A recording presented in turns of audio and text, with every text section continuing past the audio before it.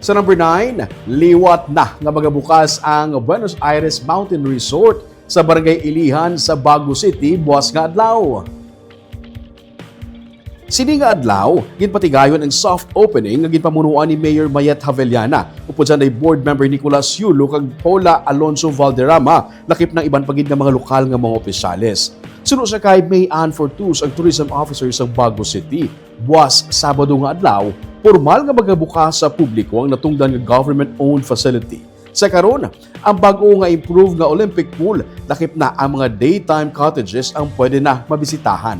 Ginaklaro ni Fortus nga daytime pa lamang ang operation nga pwede sa resort. Ang pagbukas liwat sa Buenos Aires Montain Resort, kasunod man sa pag-downgrade sa Alert Level 2 sang Bulkan Kanlaon. Sa dagligad lamang nga tuig nagsugod ang development sa resort sunod sa kay Fortus kag ini ang sabahin sang Olympic pool. Padayon ang development phase by phase sunod sa kay Fortus.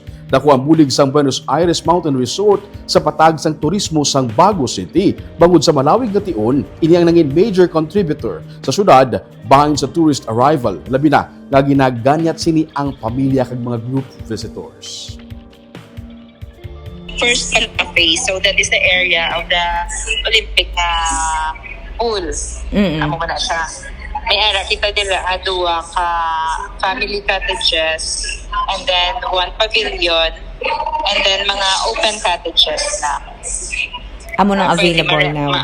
Mga makuha sa ato mga public.